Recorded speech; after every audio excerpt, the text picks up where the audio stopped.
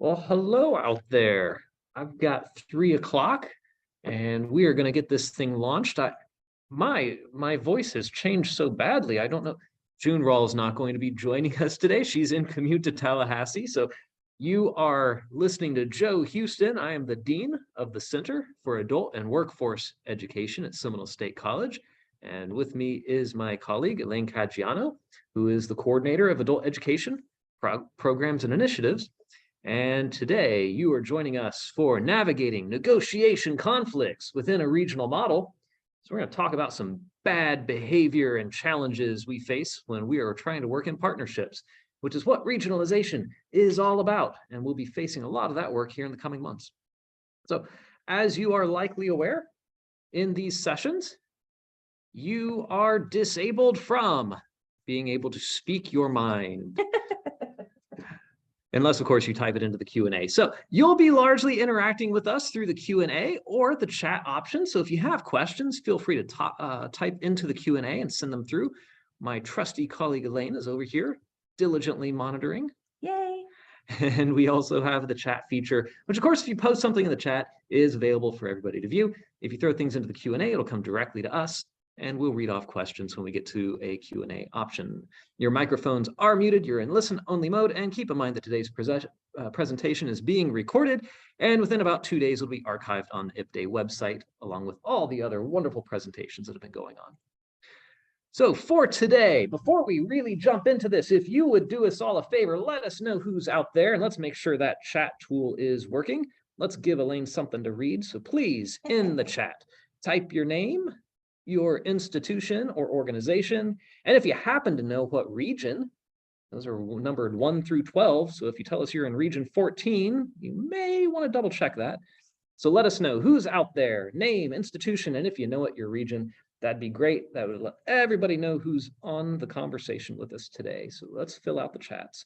All right, so today we're going to work a little bit talking through some of the negotiation and partnership challenges that we've experienced over our years of work facilitating this kind of arrangement. And we'd like you to be able to understand how to prepare going into some of these partnership and negotiation conversations and develop a bit of a process for how to evaluate alternatives to negotiated agreements, as well as exploring some strategies for dealing with those pesky power dynamics that can come up between our partners. We're going to talk a little bit about using a questioning technique that helps to confront some disengaged partners and challenge some of those weird power dynamics that happen. And we're also going to talk a little bit about some of the positional tactics that people use in partnership work that could be detrimental, and develop a little bit of a sense about how to work through and combat some of those. Okay, so as we get going, please put your name and institution in the chat so we know who we're talking to, and we'll get the party started. So before we really dive into some of the content here, you know, regionalization is coming. It is federally mandated, and the Department of Education here in Florida has been working to help our institutions find ways to forge regional partnerships where we're working collaboratively in teams, basically coordinated around the state in our geographic region. So if you haven't seen those maps, that's on the IPDAY website. It's also up on DOE, and you can see where your region lies. But in essence, each of our regions will be comprised of between, you know, in some cases 2, but generally about 4 or 5, or sometimes as many as 6 or 8 different providers within our region. And we need to collaborate in ways that we really haven't done before. And developing partnerships is a unique type of relationship, as we're looking for these opportunities to last over a prolonged period of time. Many of us are used to getting engaged in negotiations and working through partnerships that are short-term. We're looking for momentary victories or single transactions with some vendors or with an entity, a CBO or some other organization within our community. And so we find these little moments where we're dealing in agreements, negotiations, and partnerships. What we're really talking about through regionalization, though, is a sustained, long-term, multi-year commitment with our other providers in our regions and finding opportunities to develop mutual gain with each other. But sometimes when we do this kind of work, there are some bad behaviors that happen. And so when we talk about some of these challenges, they generally fall within 3 areas. And the three that we'll be talking about today are some of these destructive power dynamics. And just to give you a little example of what some of this is like. So I remember when I started my career off in construction, I would be out on a job site. I was running on the mechanical trades, so HVAC and plumbing. We were doing installations on new projects, new construction. And there was a carpenter, a framer, and his job was to frame out the building, do all the structural steel, do the drywall, do the interior framing. And this guy, every time you had an interaction, his name was Lamar. I was just going to ask you if you remember his name. Of course I do. Okay, so I was a young guy. I was probably 20, 22. And this guy, the only way he knew to communicate was by screaming at people. So if you set your hammer down in his general vicinity of a space he planned to occupy, I mean, he would just light you up, screaming, cursing at you. And this was his way of leveraging power so that later on in the project, if you had to coordinate, he would leverage that to try to gain victory and win his way and get what he wants, because he would try to come at you from this position of aggression. And, normal people, we try to shy away from conflict and fights, right? And so some folks take advantage of that tendency through power dynamics to try to force their will to get their way. Yeah, they just pull all the oxygen out of the room. Huh? They really do. And when they get this way, like most people will shy away from that conflict, they'll shy away from that battle. So, all right, so we're going to talk about power dynamics. We're going to talk a bit in a little while about entrenched positional bargaining. That's like some jargon right there that we'll unpack in a few minutes. And then for number 3, we'll talk a little bit about dirty tricks and pressure tactics. I apologize to anyone whose spouse or family member is a car salesman or an auto mechanic. I always think of those two. Elaine, do you know anyone who's in that area like that? Just my husband. Oh, yeah, exactly. So I always think of dirty tricks and pressure tactics around the auto industry. For that. It's probably just not true, but all right. So we'll talk a little bit about some of those things as well. Okay, so all right, so let's get a little bit of definition here. If you've watched part 1 and part 2, like this is our third part of this series about regionalization and partnerships. And we've kind of defined a tale of 2 different models. The traditional way of engaging in partnerships and negotiation will look really familiar because it's also how a lot of people behave in our daily work environments. And we've labeled this as positional bargaining. We would say it's something to try to avoid when we're looking to sustain long-term relationships, because positional bargaining will fixate on positions. It's what I want, and it's what they want. And if those 2 things are misaligned, we're going to have a conflict. We find that to be a non-productive way of conducting our partnerships. In an interest-based model, we'd much rather focus on the issues at hand. And as we'll talk about a little later, and we have in some of our other sessions, is that we want to align with our partners against the problems, focusing on the issues we're trying to solve, which is a much more productive pathway than fighting against each other from different positions. In the traditional sense, your victory is what your goal is. You're trying to achieve some form of victory, whether it's to negotiate a pay raise or to gain access to a part of a building or to get a new position on your team. And oftentimes that's viewed as coming at a sacrifice to someone else.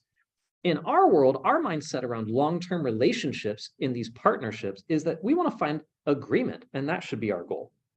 So wherever we can align our interests to find agreement, that's where we want to spend our time and focusing on where we can move together for maximum options. We want to have the most options available to us as possible, because that's how we'll choose and make wise decisions. If we can cultivate a huge list of creative ways to solve our issues, we can all collectively select those choices that meet our interests, which is a little bit different from the traditional way that this work is done, where we try to maximize our gains, we want to minimize our losses, and the vantage point is usually, in order for me to gain, you have to lose. It's like tug of war. It's 100% like a tug of war, right? It is just a zero-sum game that my victory must come at your expense. And we view that as a really destructive way to engage in a long-term relationship. And that's true not just in these regional partnerships, but Elaine, like we find that to be true when we're just working within our own institution, right? Internal partners. Yeah, and you're really good at that, is, being able to work with people from a relationship standpoint so that we can build a partnership from our department to maybe human resources or budget and finance. And, cultivating relationships, even within your institution, is a much more productive way on the long haul for being able to get work done. Yep. In a positional bargaining environment, people are always demanding that the other side give in and give concessions. And that tethers itself to those power dynamics we were talking about.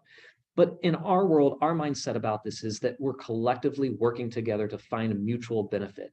And if there's an area where we just can't overlap, then we just don't look in that area for us to conduct work in this partnership. That's not a fertile territory for us. So we're looking for places to get mutual gains.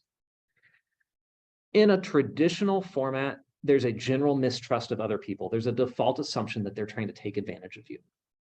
In an interest-based paradigm, though, we're trying to be as transparent as possible. We're putting all of our cards on the table for our partners to see, because we want them to co-innovate with us and come up with ideas that meets our interests and theirs.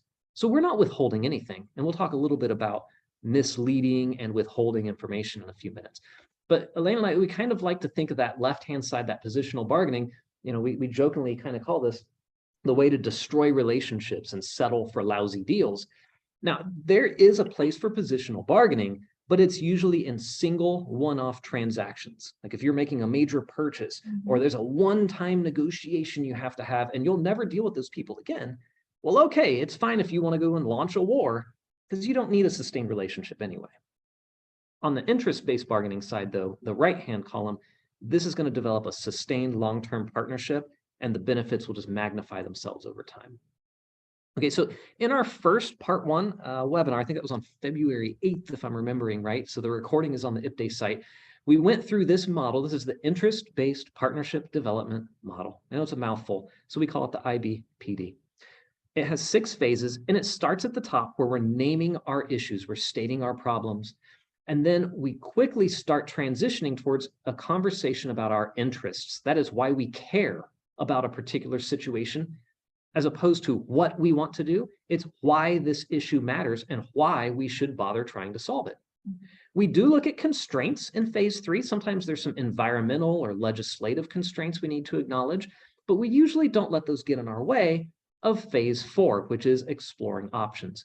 And in this is a creative brainstorming process where we kind of separate time. We carve out a space just for this kind of a meeting where we don't judge, we don't evaluate, we just creatively brainstorm every feasible possible option, no matter how outlandish, everything gets written on the list. It's my favorite part. It's a lot of fun, right? It's a creative process. So everyone says they have a lot of fun in that phase.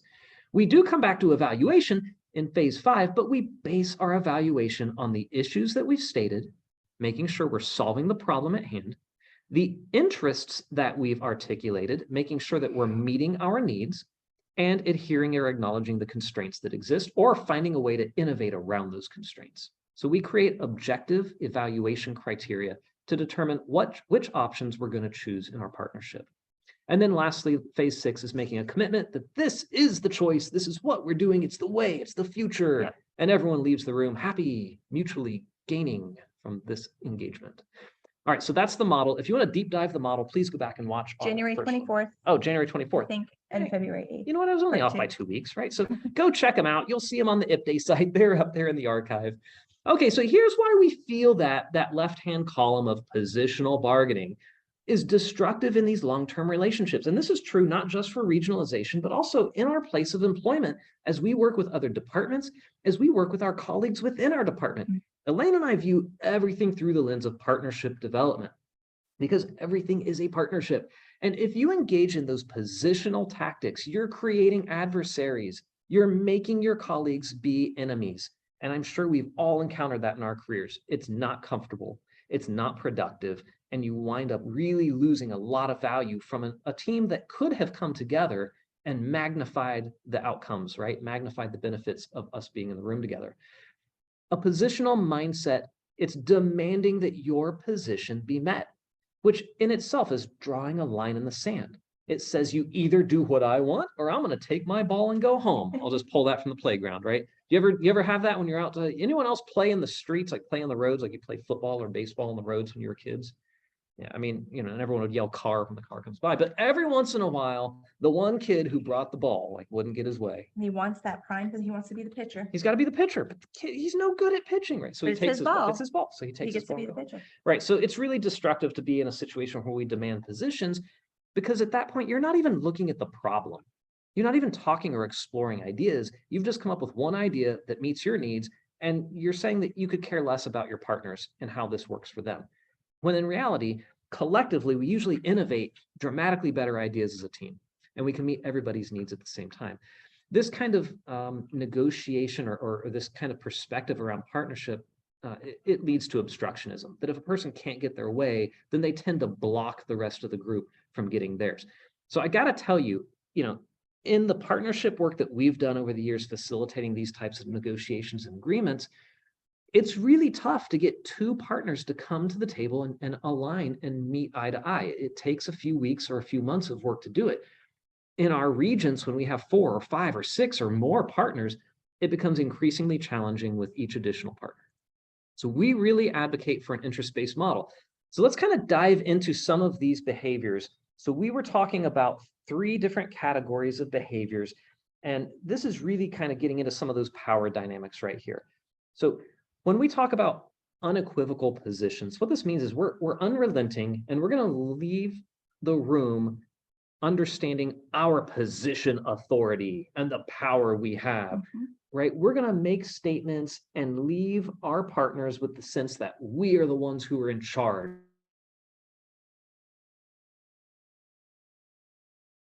Are really about control and trying to make and force the group to do what that one entity wants.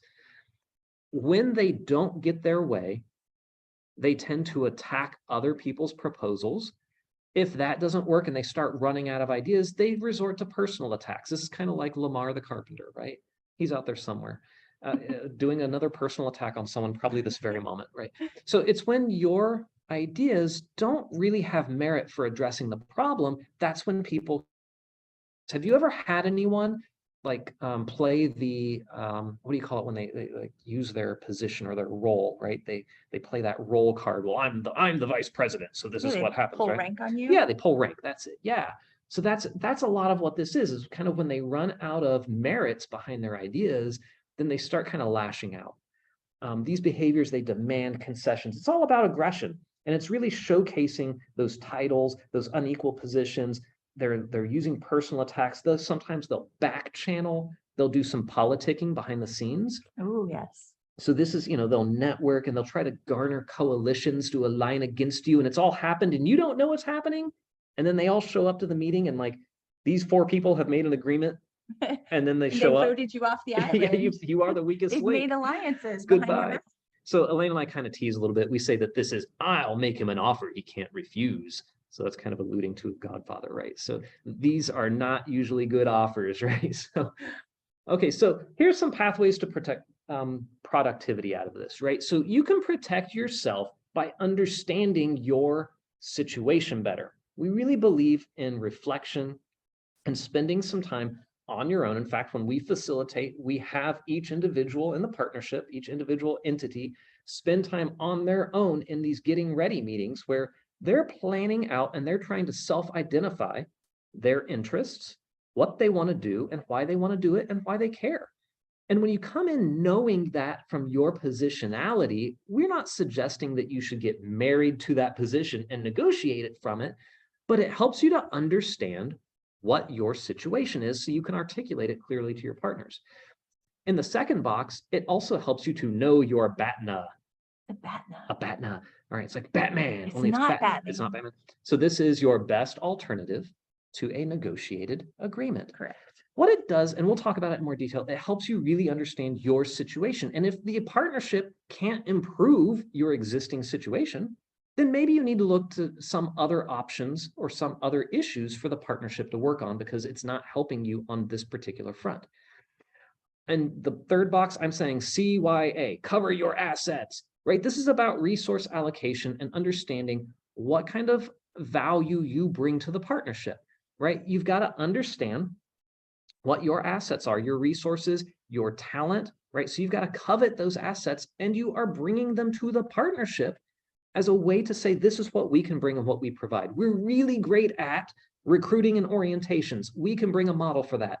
Oh, you're really great at seeking grant funding. Hey, we could take advantage of that. If each entity brings their assets to the table, that's a good pathway around power dynamics.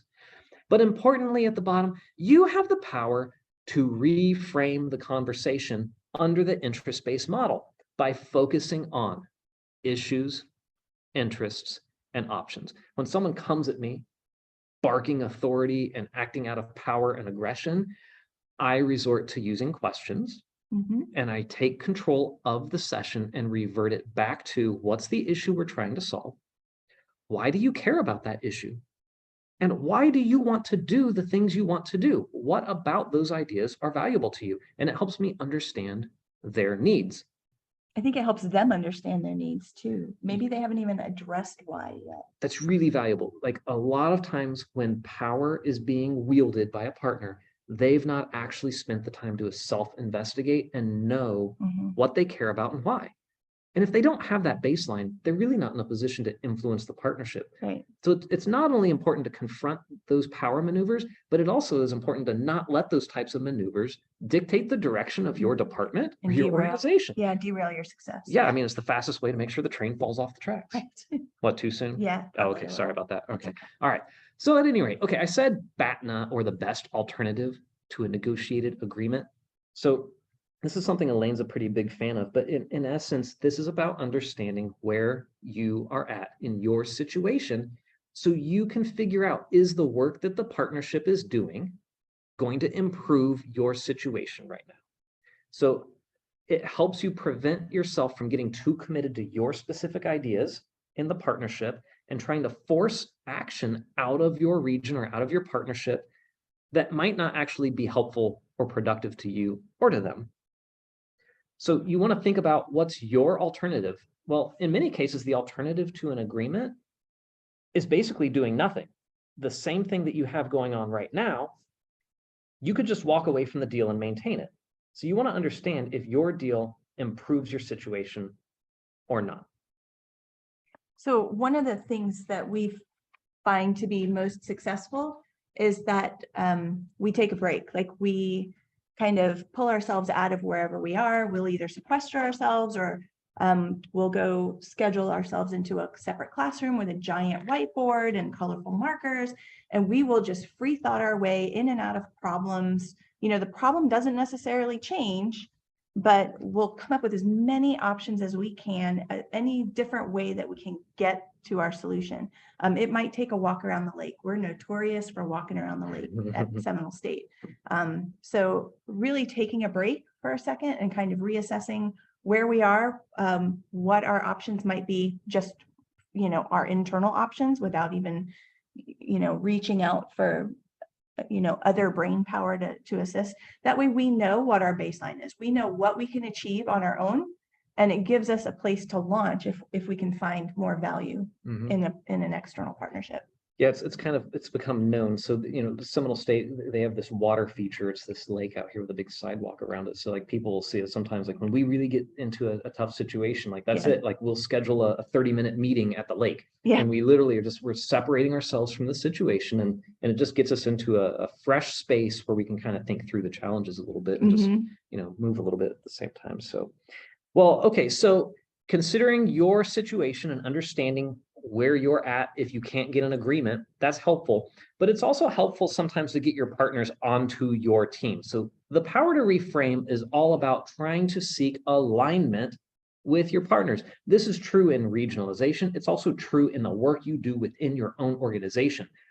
If you find yourself constantly battling against another department, maybe you need to schedule a combined department meeting one week, right? You can reframe any conflict by focusing your negotiations on 4 things. What are the issues we're trying to solve? Everyone can agree on a particular problem, and everyone can generally agree we're looking for what's in the best interest of our students, of our faculty and staff, and of our community, right? We can focus on those things and find agreement there, and that helps us to identify our interests, then to explore options, and to find objective standards for evaluation criteria, right? So we're always reframing any kind of power conversations back towards issues, interests, options, right? That's kind of become my mantra. So, right, anytime someone comes and challenges us, so we had a vice president do this with us maybe about just before the Christmas break, and I mean, he was really escalating things and trying to take things up to the board, and just with one email, like this had been escalating for months, and just one email, we just shot it back, and hey, we don't really understand the conflict escalation we see here. Can you help me understand exactly what your interests are, right? And tell us why you care about this. And here's why we care about it. And just in one email, we were able to reframe the whole situation. It wasn't about ego or him being right or us being right. Let's just repackage this thing. It's about us all coming together to be productive, right? I think that's important also to recognize that when power is at play, emotions are at play.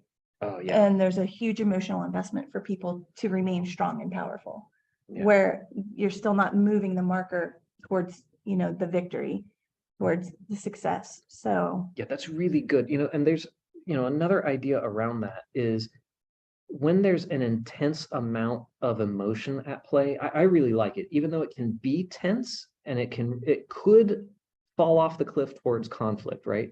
But we're going to use our strategies here. We're going to ask a lot of why questions and try to redirect it. But I like it because when there's a lot of emotion, that means that there's passion. Right. Right. And so sometimes people don't know how to handle that intense feeling that they have and their passion towards solving this. They have their idea and they're going to try to ram this thing home, but taking the time to slow down the conversation and ask some of these why questions. But I love when there's passion like that. Right. Just redirect it. Yeah, there's a lot of energy that you can redirect and make it be productive. So asking all the why questions and really insisting on talking about interests, issues, options, finding objective criteria to evaluate off of, really valuable in those situations. Okay, so let's kind of shift gears for a second. Let's talk about when they get entrenched in their positions, okay? Because sometimes it's not about passion, right? Sometimes it's about control. Okay, and so what happens when they won't play? When they've come up with a position, this is what they want. The reality is that a lot of times, this kind of self-interest, it'll address one party's concern, but totally ignore the needs of the rest of the group, okay? And so even within our own organizations, you can have 15, 18, 20 different departments operating, but if they're not aligned, looking at the same goals, they could be shooting off in all different directions, and their own interests in solving their needs could contradict the needs of the organization, right? And so I can think of this where one department really needs a position. They really want this position. And so they go to HR asking for this new position, but it takes capital to be committed. And that capital has to come at the expense of other areas. And we need to be having a strategic plan that aligns positions with what the organization's trying to do. And maybe that position that they want is what's needed. But it's also totally possible that we should situate that within the interests of the organization, the other departments. And maybe there's other ways to satisfy those goals without dropping $80,000 on the salary and labor burden of a full-time role. Sure. So sometimes the contradictions exist in there. And if we're not talking about it, we could wind up in this escalation cycle where they're not getting their way. We're pushing back, resisting it. Now they're going to get frustrated and they're aggrieved. So now they're going to strike out at us. Now we're resentful that they've attacked us. And this is how these conflicts develop. It's also possible that people can come into these partnerships with a mindset of narrowing the gap. If you've ever heard ideas behind, well, let's just meet in the middle. If someone is in a proposal with you and you're negotiating in a partnership and someone tells you to meet in the middle, they have probably done a maneuver on you, right? So this is called their middle, and the middle that you think you're going towards are two very different middles. That's right. So they have probably used a tactic called anchoring against you, where they come in and offer out a first suggestion that's way on the extreme side of what they want, hoping that you'll negotiate back to the middle and land on what they actually wanted in the first place, right? So it's a pretty destructive way of negotiating, and it really puts two parties that are supposed to be in partnership completely in defensive posturing against each other, having to attack each other. And it flows from a resource scarcity mindset, which we talked about in part 2. So if this is an area of interest to you, go back and check out that video that's posted on June's IP Day site in the archives on part 2, okay? That reminds me of for a fisherman like yourself, throwing the line out and then Right. pulling it back a little bit, and Mhm. eventually Mhm. you're going to pull it all the way in. That's right. And, oh, gotcha. Yep, but the further out we throw it, right? So, and that's kind of the mindset around that anchoring idea. So, okay. Well, so here's the thing about these types of maneuvers, right? So when people get entrenched into their own positions, or even if they're leveraging those power dynamics against you, the thing about our model for interest-based partnership work is that it's contagious. As soon as you frame things in terms of the issues and the interests at play, it really unpacks. It's a really fruitful exercise to create these lists. And it helps a lot for people to understand the situation from all perspectives, everyone sitting at the table. So this is really good if you want to go get into a conversation with your boss or the human resources department, or you're working with, executive leadership trying to pitch a proposal for developing a new program. These strategies of interest-based negotiation are really valuable ways for everyone to document what are the critical interests and how can we create options together. So we're going to separate creative acts from critical ones. We're going to innovate and come up with broad lists of options and ideas that address everyone's needs. And we're not going to worry about evaluating them right now. Mhm. It's okay to brainstorm, and we want to align all of our partners against the problem. But we can't do that when we're fighting against ourselves. We can't do that when we haven't even looked at the problem yet. So we need to make a list of what's the issue we want to address, what are the interests at play, and then cultivate a huge list of creative options for different ways to accomplish our goals. And we're working together as a team where we're focusing on the merits of the proposals. It doesn't matter what you want, and it doesn't matter what they want. What we're interested in is, where can we maximize our options and our benefits collectively as a team? So we believe strongly talking about interests and options and evaluation criteria. And this will catch on even when you're dealing with folks moving from a place of power or who are stuck on their own ideas and their own positions, is asking them why they care and engaging them in these conversations to make these lists. All right, really valuable ways to move through it. Okay, so our goal is to try to break this vicious cycle, right? So we can take a stand with interest-based leadership here, and we can choose not to engage in any attacks, okay? So if someone comes with a position, and if you guys have been in any of the regionalization meetings, you've seen me do this a few times, okay? So someone comes with an idea and I don't really like it. You've probably seen me stand up and start asking some questions, right? So, hey, here's what I hear you saying. I'm not going to come out and be like, Elaine, that's a ridiculous idea. That would never work, and we'll never sign on to that. Thanks. Why, like, right. I mean, I've just shut her down. Like, now she's like, oh, Joe's a total jerk. I'm not going to work with this guy. Is anyone hiring out there? Don't you dare. So I'm not going to attack a position, but what I'm going to do is say, hey, Elaine, based on the ideas you just said, here's what I'm hearing. It sounds to me like what you really care about is, or I'm going to ask some questions and try to dive deeper. Hey, as a point of clarification, can you help me understand this? Can you give us some more details about why this is a good idea? What does this accomplish for us? Right? Instead of attacking a position, I want to look behind it. I want to get deeper into it and understand it better.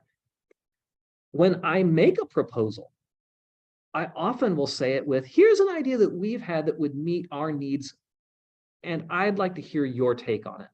Poke some holes in this idea for me. Mhm. Find the weaknesses in this suggestion. What advice do you have that would help improve this? I can see it solves these problems, but how could you make it even better? Sorry, I'm just checking the chat real quick. Come to DS. Carrie Ann, don't you dare steal my talent. That's not right. All right, so we want to invite criticism and advice, because the thing is, when we're in a partnership, and anyone that's worked with me knows this, like, I want you to criticize my ideas because you're going to make it even better. It's not about ego or owning this idea. I don't need credit for this idea. What I want is all of us to align our ideas and start magnifying its impact, right? So anytime there's attacks that happen, and this happens, people are passionate. We all care very much about this industry we're in and the students we serve, right? And you can apply this to any facet of your work life, even your personal life, right? When there's attacks, redirect those towards the problem. Okay, fine, I'm a giant jerk. Okay, sure, fine. Okay, but how does that help us solve the problem of low enrollment in this program, right? So let's find the problem, and any attacks that happen. Oh, your idea is ridiculous because it's going to cost too much money. Oh, Okay, but if we're looking at recruiting students, there's a certain amount of revenue that's associated with new students. So if we want to talk about finances, let's bake that into how we address the problem. Your most powerful weapon is to ask questions. If someone's demonstrating aggressive or passive aggressive or obstructionist behaviors, just ask them the question of why it matters. Why does it matter that we do it exactly that way? And then just sit there quiet as a mouse. And eventually they'll talk themselves in circles. And when they run out of air, Right. then you can start asking additional questions and start writing your questions down as they're talking, right? You don't need to interrupt them. Interrupting people is one of the most caustic ways to escalate a conflict, right? Just write down your question. When they come to take a breath or hit a pause, then hit them with the next question. Oh, I hear what you're saying there. So why does that matter so much that we do it that way, right? This is all about creating opportunities out of what could be antagonistic energy, right? In a partnership, what's critical is that we align ourselves together, and we have to be the responsible party. If another member of our team is getting aggressive or anxious, or they're feeling like they're not being valued, we need to take that energy and roll it up into the team, help them understand that we're aligned together against the problem.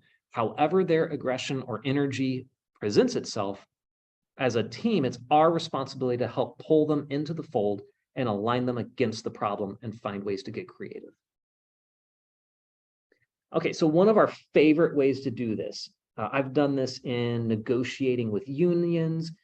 We've done this in developing some partnerships with, well, there was a national power generation player that we were working with. We've done this with one of the theme parks. We love to use what's called a one-text procedure. And we tend to serve as a neutral facilitator in these partnership arrangements or in these negotiations.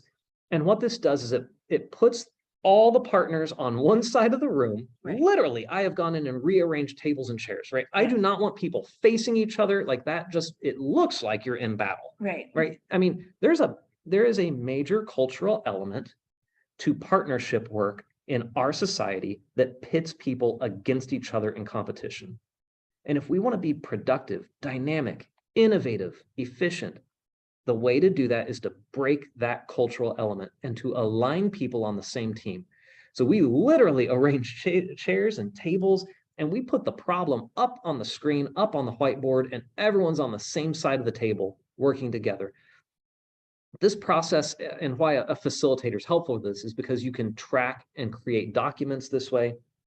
MOUs are formed this way, contracts are formed this way, and it helps to project manage the scope of work. And when you have a neutral facilitator leading these sessions, it helps everyone to adhere to this model, because if someone starts to go off the rails, Right. Bring them right back around. We are on interests and options right now. We're not doing evaluation criteria. Exactly. Can you Right. tell Elaine's like had to pull people off evaluation? So, I mean, and it's a really good point, because that's what people tend to do. Our knee-jerk reaction is to judge and evaluate ideas the moment they leave a person's lips. Right. Yeah.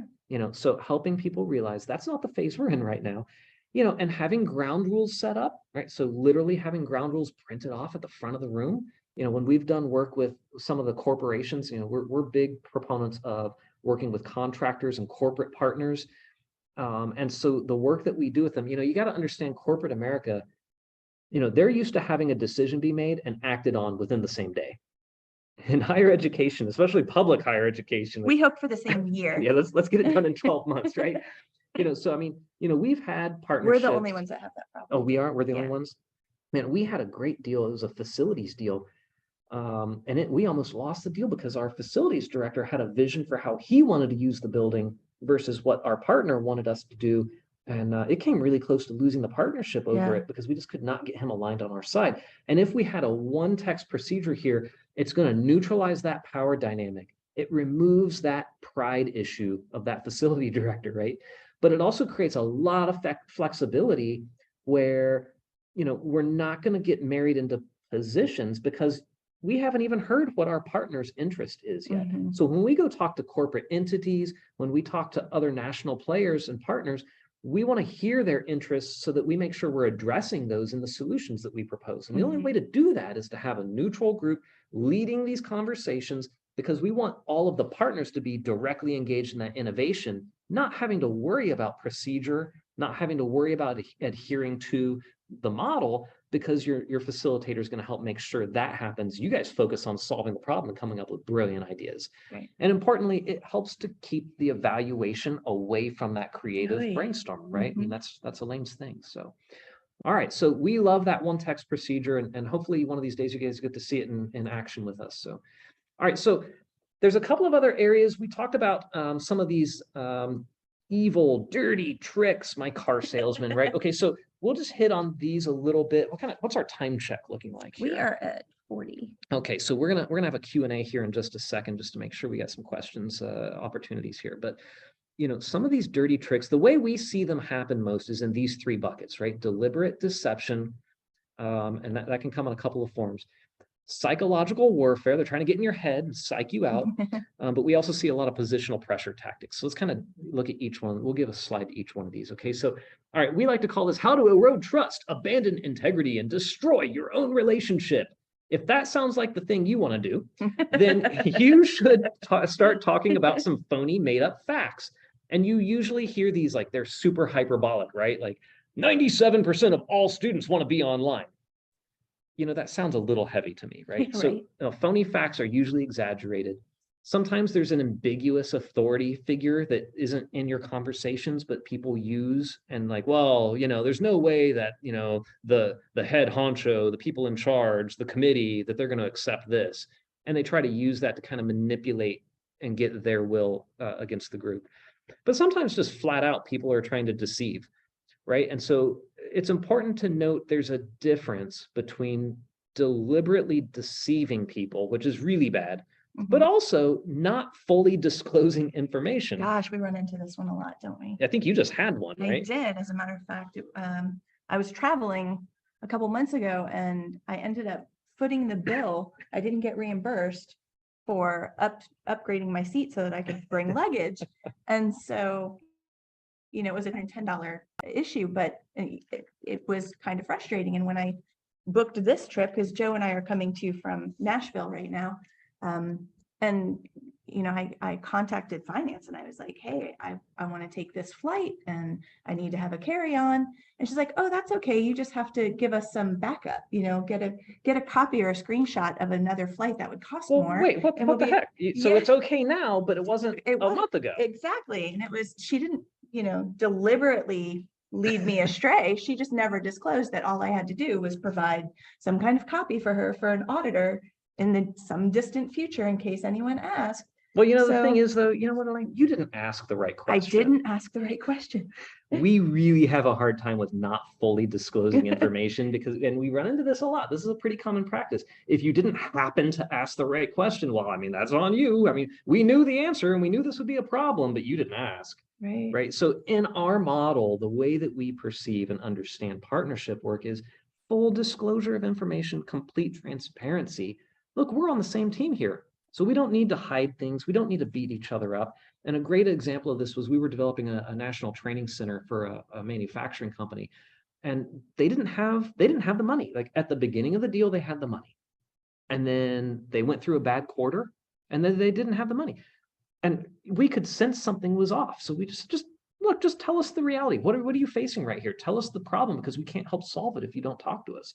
And once we understood that, we were able to get our group that fundraises for the college on board, and they were able to start going after some grant dollars and find some different ways around the problem. But the point about full disclosure is, in a partnership, we're not trying to be deceptive, and we've got to be totally transparent in order for the group to make the best decisions and to work together. Yeah, everybody at the table has to be transparent. One party can't come in and disclose information at the end of the negotiation. We've seen that too. Yeah, that's pretty rough. Yep. Where at the last moment, they'll let you know, oh, well, my board has only authorized XYZ. And you're like, well, that would have really been nice to know.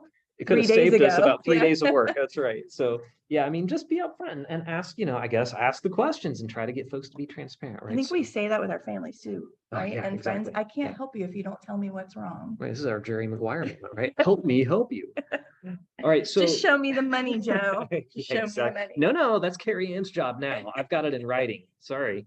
Okay. So another bucket of some of these behaviors we like to term psychological warfare. Okay. So this is about trying to put you into a place of discomfort and try to force an early agreement in these partnerships. Oh, Carrie Ann's she's replied. Let me see the I chat think here. that's me. Yeah. Oh, she's gonna take your lane. Oh, wow, That's my look girl. at that. All right.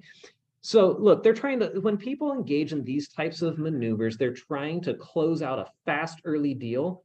And usually there's something going on. There's a problem in the background that they're wanting to get you to an early agreement for some reason. And you want to uncover that. Okay. So they create stressful situations.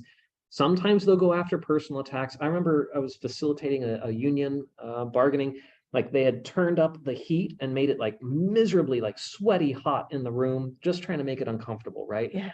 Sometimes you'll see if you have multiple members at the table from the same entity, they'll like fake an argument and trying to like end up someplace in their decision-making process in front of you.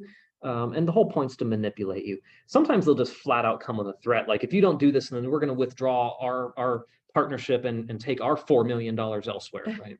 So sometimes those things happen, but the best thing to do is to call out those maneuvers directly. Just bring it right out into the front. Like, I see you doing this. I see you're escalating as a conflict here. Help me understand why you feel like that's the right maneuver, because we come to this in full good faith and transparency, trying to make a good deal here. We don't need to have this kind of tension between us. What's going on that's making you feel like this is something you need to do? And 9 times out of 10, it'll neutralize the situation. At worst, you're going to at least get to the truth of the matter of what they're feeling pressure, because it almost always flows from some pressure that they're under, and they'll usually articulate that to you. Right. Okay, so the last one that we'll go over here, we call this the pyramid of disgusting pressure tactics. Don't you love our names? We have great names for things, right? Very creative. Okay, so these are generally strategies trying to force you into options and to give in and make concessions to your partners. Okay, so when someone's doing this to you, again, this usually comes from a place of pressure that they're under. They're trying to lock you into a deal. They're making some kind of crazy demands. Sometimes they'll use a maneuver called the hard-hearted partner, which is where I would say like, oh, Carrie Ann, I see that you'd like to hire Elaine, but the thing is like, and I would love, like, honestly, Carrie Ann, I would love to bring Elaine's talent over to your operation. But the thing is like, there's just no way my board of directors is going to allow that to happen. Like, I wish I could help you, Carrie Ann, but it's really the board. Like, you see how it like pins the accountability on someone who's not in the room. Sometimes they just flat out make refusals, right? They're just not going to work with you on things. And a lot of times they're feeling the pressure from some kind of external force. And it's worth trying to dive in and get to the bottom of this. And one of the best ways to do that is to focus the conversation back on, you guessed it, the issues, the interests, and the options, right? You can dissolve this entire pyramid by reframing the conversation back on issues, interests, and options. Okay, so what kind of questions do we have? You take a moment if you'd like to throw a question into the Q&A feature. Elaine will be over here. I think we've got a few minutes. What's our time check right now? What are we looking at? At almost 10. All right, we want to make sure to give everybody a few minutes to debrief here and settle themselves before they have to hop back into their work days. So. I have a question for you. All right, give me the question. Hit me with it. Hit me. What is the most challenging behavior you've witnessed in this? Okay, so oh gosh. So, all right, well, first you've got to understand our perspective around partnerships, right? So we view partnerships, it can be between your organization or your department and an external agency or an external organization, or it can be internal, right? We have partnerships with our colleagues. So internal partnerships are our relationships with our colleagues, with our supervisors, with the leaders of other departments in our schools and our organizations. Okay, so that's the context. I bring this 4-part answer to you. Now, I want ugly. It's going to be ugly. So, all right. So you want the worst. I'm going to go with This is what they're going to be confronted with. Yeah. I mean, okay. So, there was an administrator that I had to deal with. We're going to, for the sake of simplicity, we're going to refer to her as Ursula for right now. Okay. So that's the sea witch from Little Mermaid, right? So not that I have any ill will towards this person whatsoever. Yeah. Okay. Or the Little Mermaid. Listen, yeah. I mean, this particular individual, like, she engaged in bullying behavior. Like, she would pump her direct reports for information and then go into meetings and then call that person out and be like, well, Elaine said this about all of you, right? And just like, oh my gosh, it was so caustic. She had a general lack of trust. So, I would kind of characterize it as micromanagement or maybe even mismanagement, where like she would just go on the offensive after people, and every email had to be copied to her and every decision had to be run through. Like, it was a control behavior, Yeah. right? Sounds insecure. Yeah. So, I mean, it's just, that was a tough leadership perspective, but the challenge with it and why I think it was the worst, even though, like, I mean, there's been some really egregious things we've seen over the years in this kind of partnership work, but why I think this one was so destructive was it was sustained over many years across many departments. And what it really resulted in was undermining the growth of all of the partnerships that this person was associated with. It undermined the growth and the leadership development of her reports and the people that she was with. So like those types of control behaviors, if they go unchecked, like it's really destructive. Now, humorously, this person, she would self-refer as being a servant leader. And if you know anything about leadership theory, I mean, that means that you're like there to serve your direct reports. But I watched her for years stifle those direct reports, right? So, but we see that in a lot of partnership work, guys, whether it's through regionalization efforts, whether it's corporate partners or even internal within an organization. Well, I right? mean, that reputation just expands to other departments, other external partners. Like, Yeah, that's right. nobody wants to extend the hand. Yeah, so I mean, to that's that kind of right. behavior. Those types of behaviors, like that's why they're so positioning destructive. is, such a challenging place to develop a partnership from. Yeah, I just, you really don't want to move, you don't want to enter partnerships from a place of positionality, right? It's really destructive to the long-term relationships. And that's why I think like that one's what comes to mind. Like probably tonight when I'm sleeping, I'll wake up at 3 in the morning and have a better answer, but like it was just destructive so pervasively to all of the teams, right? So, and that's why I think these strategies we're talking about are important, because people who engage in this sometimes, and this is a great example because she didn't even know that she was doing it, right? I mean, she self-proclaimed as a servant leader. She didn't even realize she was doing it. And it's why we have to be responsible as members of a partnership when we see it to leverage some of these strategies, engage in some of this questioning, and help draw that member back into the fold of our team to try to get people aligned to focus against the problem, not each other. Right. Yeah. Right. So great question. All right. So I know we want to kind of close things up. So other questions, feel free to drop an email to us. We'd love to keep the conversation going. Here's how we feel like it would be helpful. So we've done 3 parts on developing partnerships. This is what my career has been. So I talked with Rachel Ludwig a little bit about this, maybe this past summer, that, I wanted to do this series with IPDE because this is what we do for a living. Right. And it was just a nice moment with regionalization coming to Florida's adult education. I want you to talk with your program leadership and talk with your organizational leadership about these ideas. Like I've seen entire organizations adopt this as an operating model, and they're tremendously dynamic and innovative. And even when it's just within a single partnership, this model does wonders for creating innovative solutions and helping the partnership thrive and move in a way that's productive, where you're aligning against the problems. All right, so have these conversations with your leadership team about these ideas. Broach this topic about setting up ground rules as you walk into these regionalization meetings and partnerships. And, consider a neutral party facilitator, someone who doesn't have a vested interest in an outcome of this partnership, that's not going to have these power dynamics or have any kind of like conflict of interest towards an entity, right? That's going to go a long ways to adhering to the model and keeping the partnership thriving and in alignment with this interest-based approach. And importantly, I'd encourage you, there's the dates. I was way off. I was off too. Yeah, so there they are. All right, so part 1, June's got these posted up, right? It's on the archive. If you're really interested in the model, if you've seen it before, it's always worth rewatching. But I would encourage you to have like a watch party with your region leadership, right? Yeah. Look at these models. We have found so much success with this over the years, facilitating these types of sessions. We've done strategic planning with these. We've done contract negotiations with this model. We've developed a professional development series, and we've helped organizations adopt this broadly. So, take a look at these models. We think they'll do a lot of good for you. And if you want to continue the conversation, here in this QR code, if you click this, it'll take you to a website. There's a web form on there. Feel free to drop us a line. Tell us a little bit about some of what you guys are up to and where you think this model might fit in. You've got our emails here. We would love to hear from you. Honestly, it would be like one of the most fun things in our day is to talk to you about your projects and how this might help and get you guys to start, hit the ground running, as they say. So we'll talk with you about facilitation training, strategic planning, any workshops, project management, anything you need to help you launch on your pathway towards regionalization. So we're here to support you. All right, so that kind of brings us to the end. I think they're going to launch a feedback survey. We would really like to hear from you.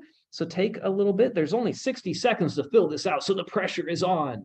So dive in, fill out the survey, and please join us next week. Now, this is going to be on Tuesday, okay? So, before I've said same bat time, same bat channel, all right? But the reality is next Tuesday, join us 3 p.m. Alex Ramirez from sunny Miami is going to take time from the beach to come and join us and talk to us about using Microsoft Excel pivot tables to enhance data visualization. I can tell you right now, I'm joining that session. I want to learn that skill. I've been wanting to learn how to use pivot tables for a long time. So join us on IP Day for Tech Tuesday next week, 3 p.m. on Tuesday. That's March 7th, folks. Alex Ramirez, bringing the wisdom. Hey, thank you so much for joining us here. We've really enjoyed delivering this 3-part series. And if you ever have any questions, concerns, or if we can help support you in any way, seriously, reach out. We'd love to talk with you. Yeah. Thanks, guys. All right. Take care. Have a great rest of your day, folks.